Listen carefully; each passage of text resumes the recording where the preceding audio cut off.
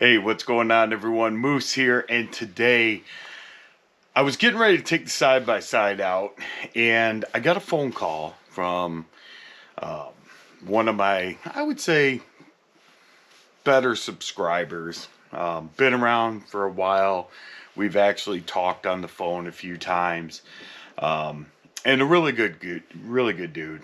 And he actually asked me something that, quite honestly, I wasn't ready or prepared to answer. And what he said was, "Hey man, I love the channel. I'm really glad to be watching the videos. I love your variety, right? This is an outdoor production channel, so it's not focused necessarily on one specific thing. Um, we're trying to bring all the aspects of the channel into one. But what he said to me was, dude, are you done with air guns? Like, this is where you started." And I said, it's funny that you asked that because I think about it often. And what I said back to him sparked the idea for this video. And I said, bro, I drank the Kool-Aid. And we're going to talk about that coming up next.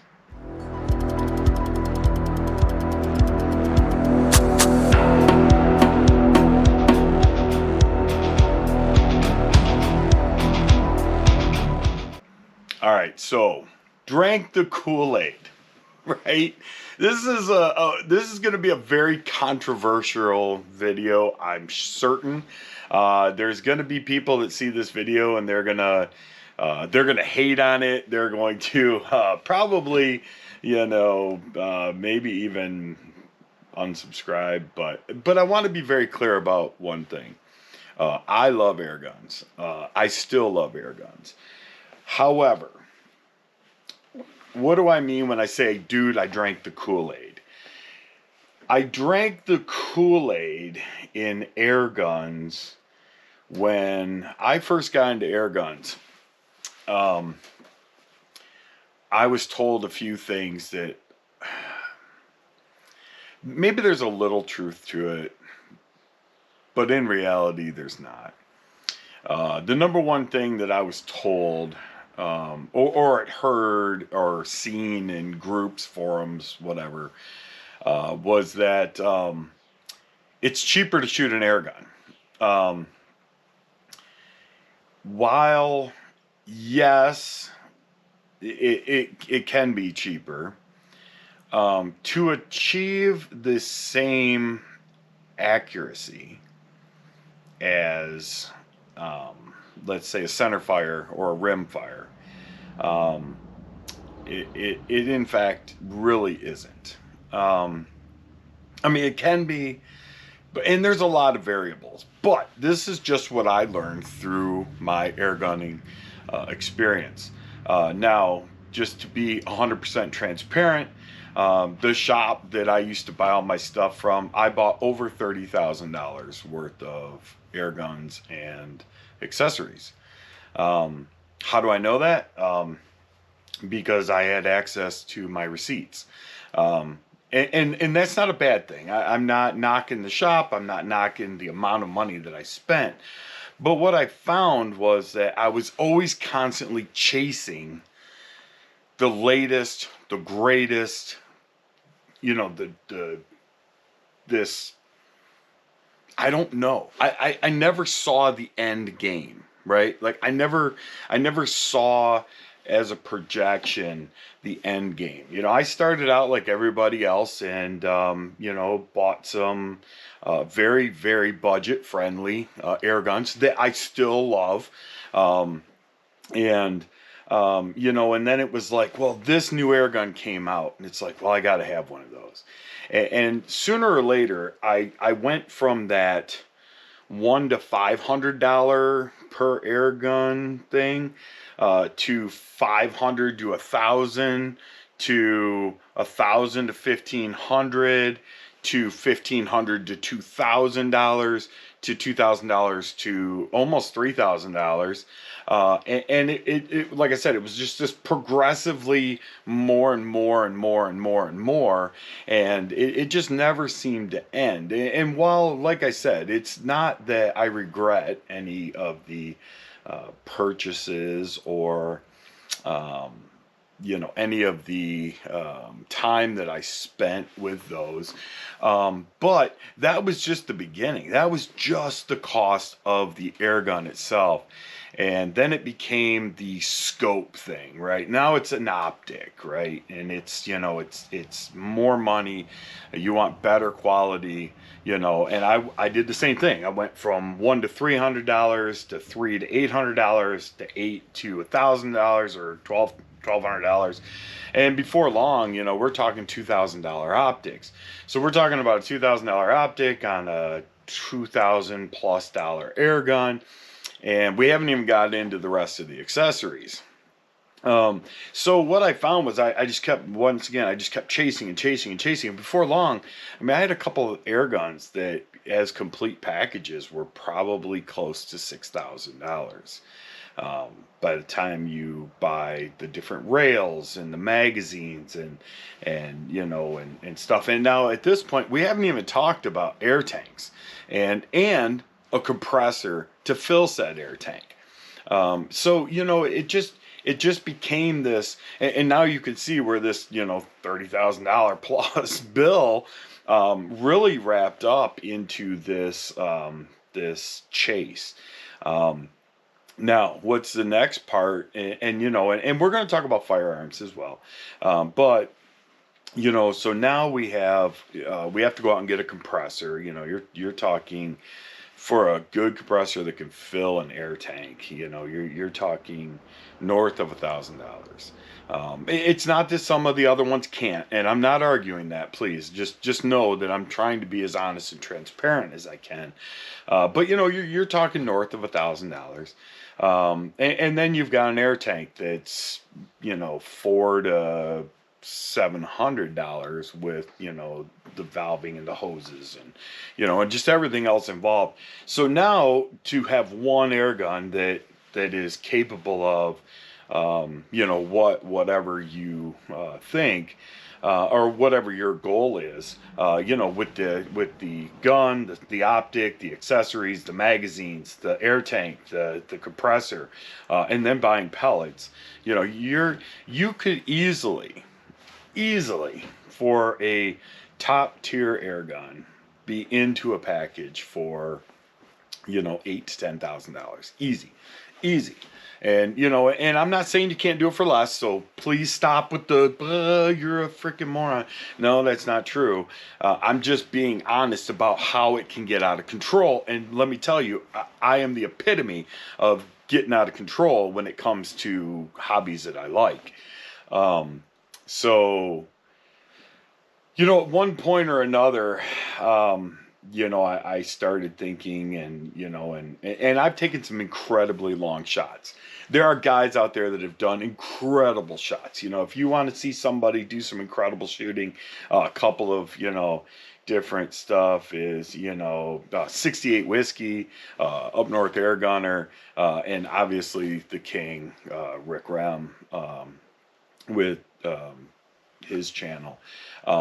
And they're amazing shots, and they really are, and they're all great shooters.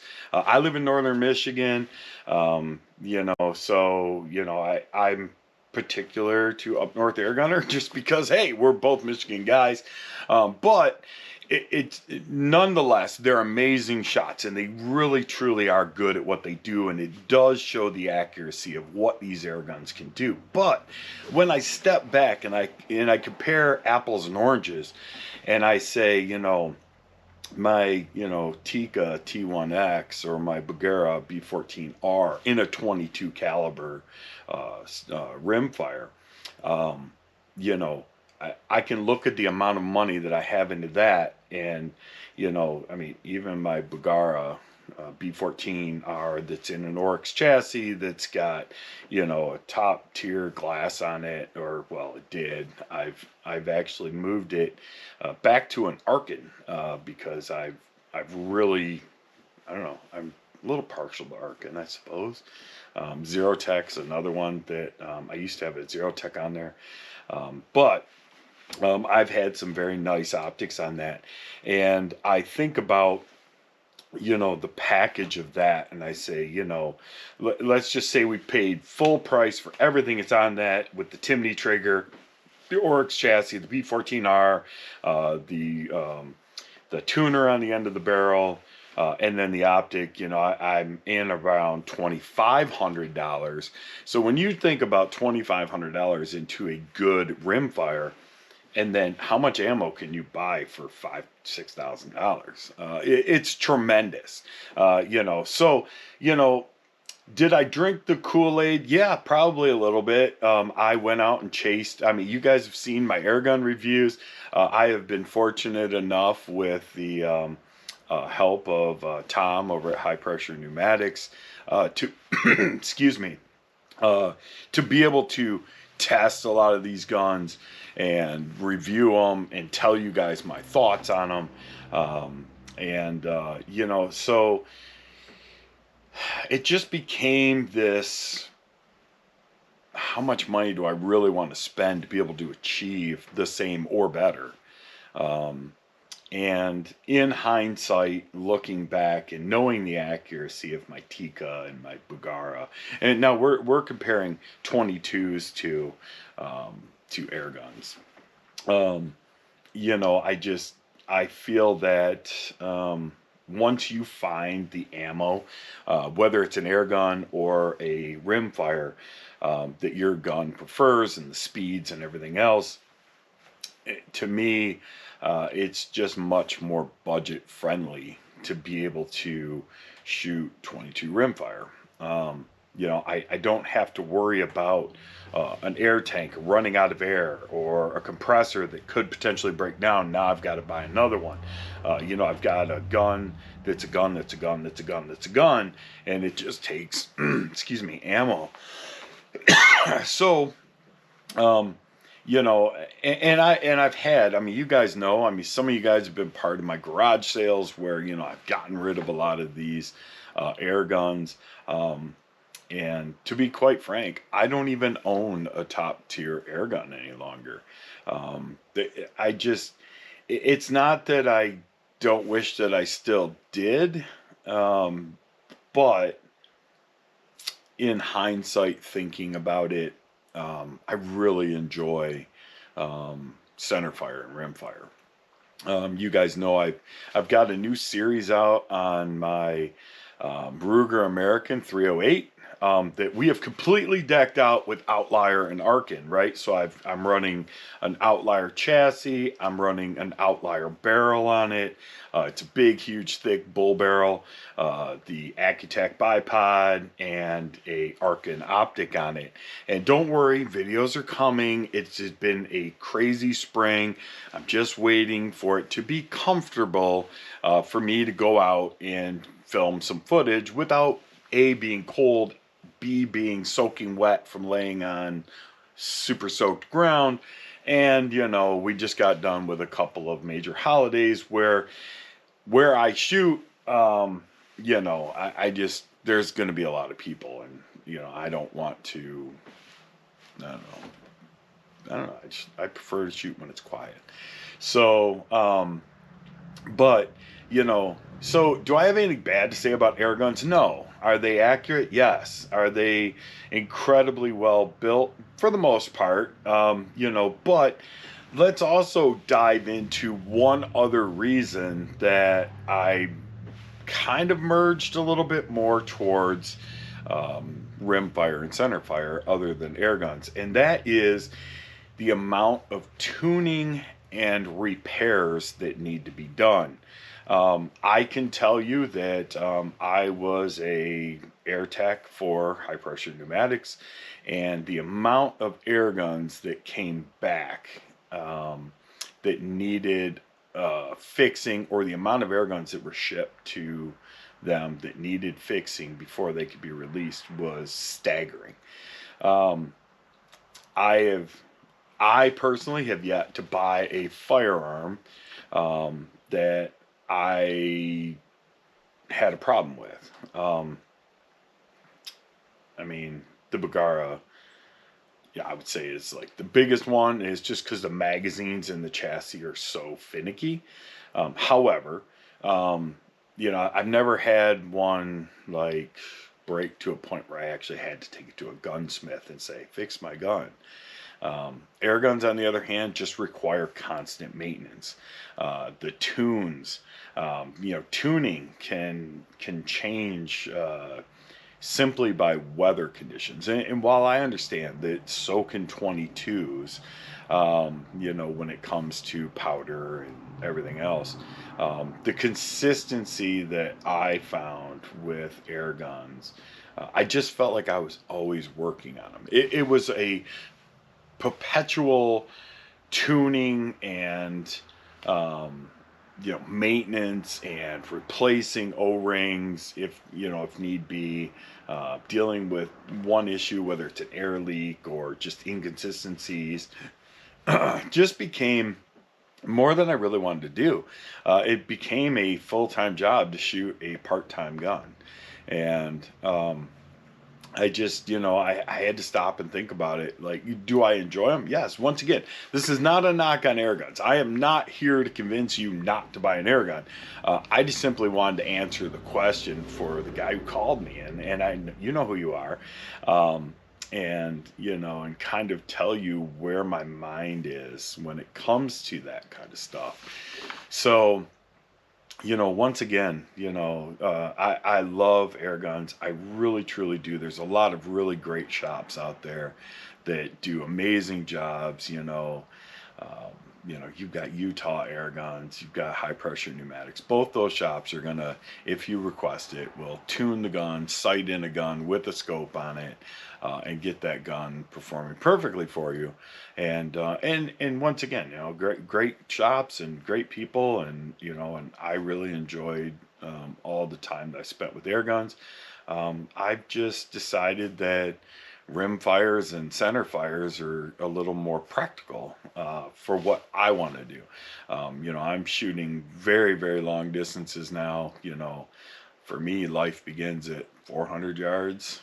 And not that an air gun can't do it, but to put together a group or be able to hit consistently as a center fire or rim fire would is not really that practical.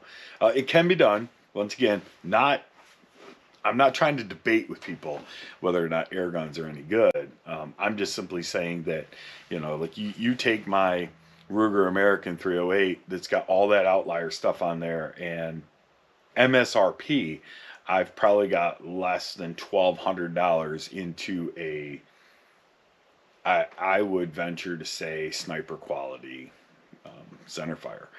So if you take let's just say $1,200, and then and there'll be videos to prove it. So just simmer down before you start thinking that Arkin sucks and outliers no good.